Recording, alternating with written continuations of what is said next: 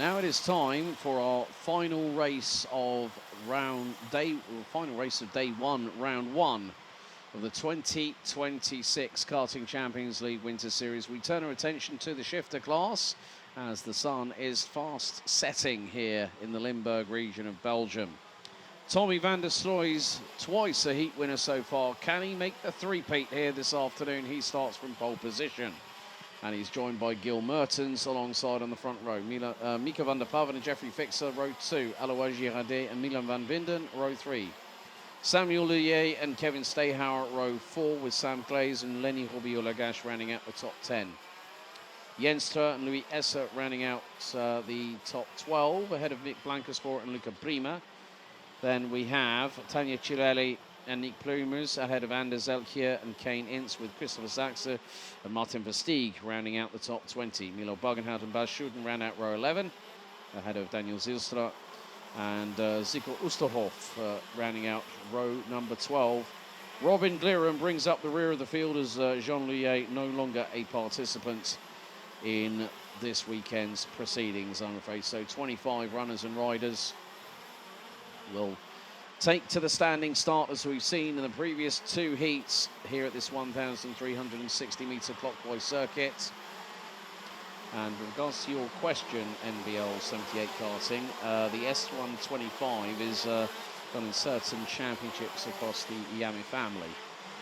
So Karting Champions League, we're just doing the traditional X30 Senior, Junior, Mini, and then we've also got the shifter classes as well. And this is only for this round, and for the next round in just a month's time, which will be the late part of the weekend that crosses over from February into March.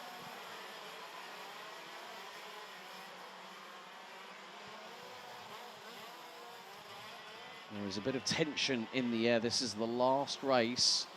Visibility, how might it be impacted for the drivers here? Well, we are about 5 minutes away from official sunset in the locality.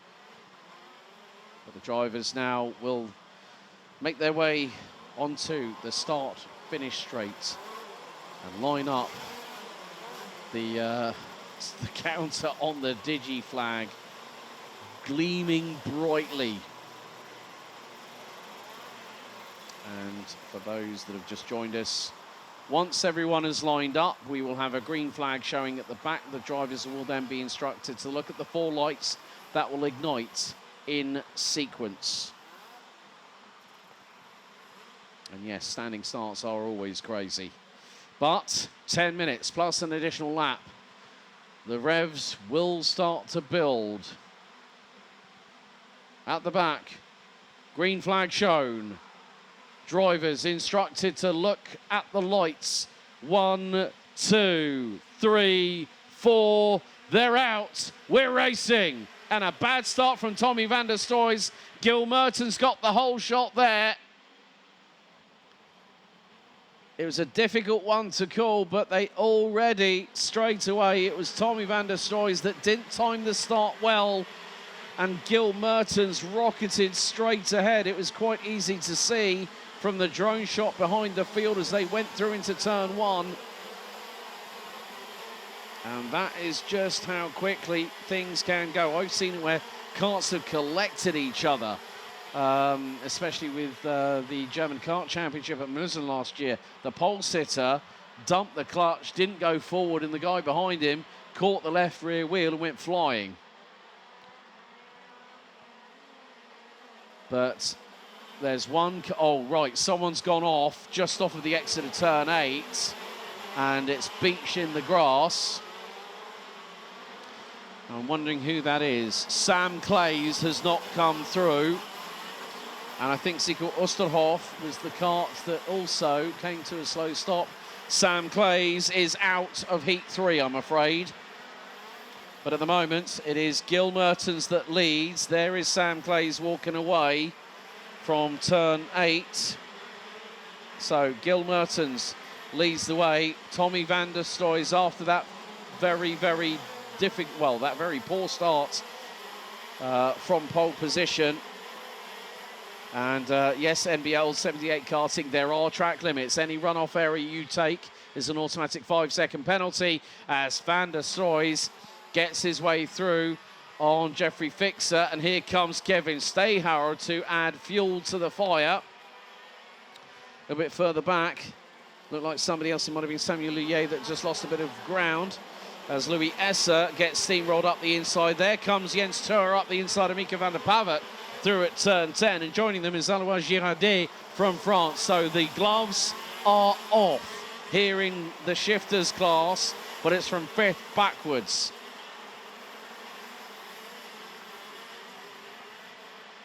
So a real shame there for Sam Clays. The kart just broke down instantly on the 5.35 from Belgium. But at the moment, well, Samuel Luyet having to battle away with the likes of Louis Esser. There's Jens Tuer, there's Mika van der Pavet, Alois Girardet, Luca Prima not too far behind. Robin Glirum on this particular occasion does not have the rocket ship 10 plus places gained in the opening lap of this race. So he's got to make some hay whilst the sun does not shine here at the home of champions, because it is getting darker and darker.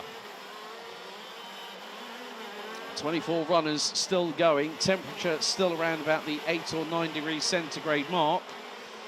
Wind has now gone to the northeast, north-northeast. 8 kilometres an hour. It was as high as 11 kph earlier on today.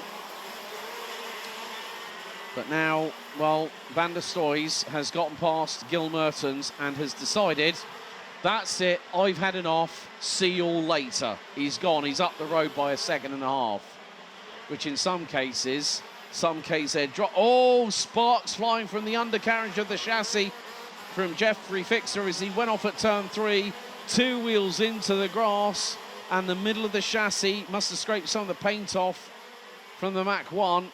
With Kevin Stayhauer right on his case. The two Dutchmen battling away for P3, and Stayhauer gets through at turn 8. Great work there, as always, by Kevin Stayhauer. And yes, Alois does drive in shifter classes now, so a lot of drivers want to really test themselves. KZ, the shifter category, is the class that you really get into before you move into single-seaters. And a lot of drivers go from direct drive into shifters. Of course, a certain Max Verstappen won the KZ World Championships back at Paul Fletcher International. Would you believe this when I say it? I think, if memory serves me correctly, nearly 13 years ago, back in 2013. Biggest movers at the moment, Kane Ince up from 18th, now runs 11th. Mika van der Pavet trying to get through on Louis Esser. Another one of the Mach 1 Motorsport drivers. As through, Van der Pavet gets through. Good job there by the younger brother of Ralph van der Pavet, who is here in a supporting capacity of his younger brother. And good to see him in the paddock here this weekend. Robin Glirum still hasn't moved that far forward, but oh, there was a bit of a swipe across the front of somebody else, but there is a battle 3 wide coming out of turn number 11, and who has come out on top in that one? I think it's Jens Tuer. Yes, 401 has got through, and that now means that Jens Tuer has jumped from 6th to 4th. He got through on Luyet, he got through on Fixer, and has got the job done. Just behind, they've got the likes of Mika van der Pavet, Louis Esser, Luca Prima, et al. Trying to chase them down. The sun, the light fast fading here at the home of champions, as we have got 4 minutes and 8 seconds plus an additional lap. I do read the chat, but maybe not all the time. Well, if there's a lot of action, Helena, on the circuit, I haven't had much interaction today, but someone, oh, that's Sigurd Osterhoff, who was letting everyone get through. And I'm not too sure. Now, is there an issue for Sigurd Osterhoff? There's that kart. Trying to see if there's any. Okay, let's just see. Shifting up the gears. So it seems to be all right, just letting everyone go through. I'm not too sure if the 712 has decided to come into the pits. I think I did see a I can't dive into pit lane just then. But with 3 minutes and 20 seconds still to go, anything can happen. Jens Steur now through on Kevin Stayhauer. It's like the Dutch KZ Championships all over again. These two have battled each other for so many years in this division. It's always a treat to see them battle away. And you can see that big dry line starting to show down the Europlan, where they can really take advantage of the grip that the LeConte tyres will provide them with. So Jens Steur up now 8 spots from 11th on the grid and is currently running P3.